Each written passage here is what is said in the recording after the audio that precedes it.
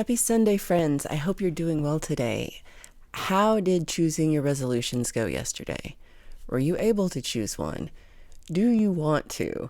I've heard from a few people that they don't like New Year's resolutions, or they just never make them as a rule. And for a lot of people, January 1st is just not the best time to try and make a big change. There's too much going on with the holidays and family and travel and work, and it's cold. And I have to tell you, the actual date does not matter. I quit smoking on June 15th in 2000. I haven't had a drink since December 29th of 2016. I started my diet near like the 1st of December in 2019. January 1st is not a magical date, but deciding that you have the power to make positive change in your own life really is. Whether you choose like the winter solstice on Wednesday or New Year's or your birthday or tomorrow, whatever, just make the decision that works best for you as you are right now. For today's exercise, we're going to start to build up our strategies to accomplish any goal we have for ourselves on day 18 of our 2023 resolution countdown.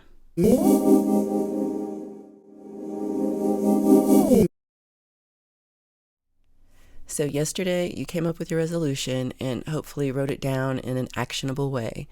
And we haven't actually done it yet. We're not going to do it today. We haven't come up with any strategies to make it happen yet. We haven't put in place any support system. We haven't done any planning yet. All we've done is set an intention.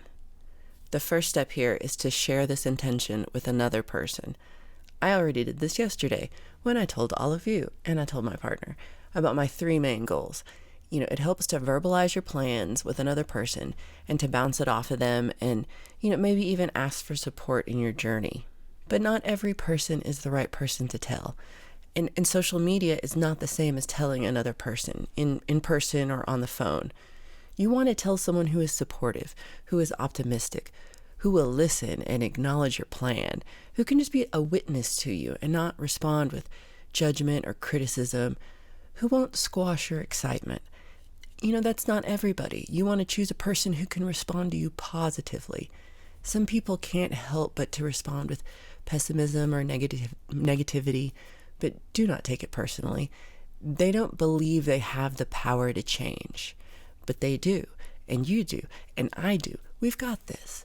All we're doing is deciding to change 1 or 2 things about our lives in an intentional way, with the hope of improving our lives, making it easier or happier or more satisfying. Posting on social media can do like a strange thing to our brains, and I've noticed it can leave me feeling really empty. Maybe some people will like your post or leave a comment, but you don't get that same level of feedback, of energy transfer. If you don't know who to talk to, think if you know someone who has already done what you're trying to do already.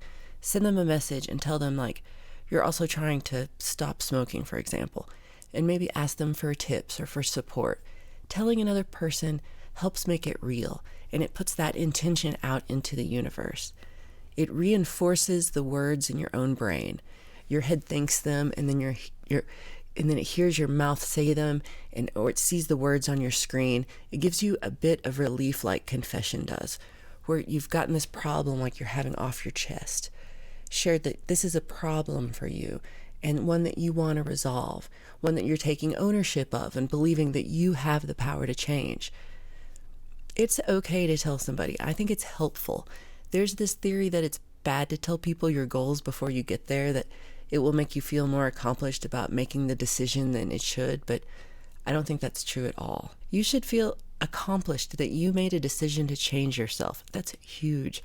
You should be proud that you have the ability to self-reflect and know your weaknesses and want to improve, that you are trusting in your own power, in your own discipline, your own dreams. That's just huge. But we're still just getting started, and there's almost 2 weeks left still for us to figure out how to integrate our resolution into our lives.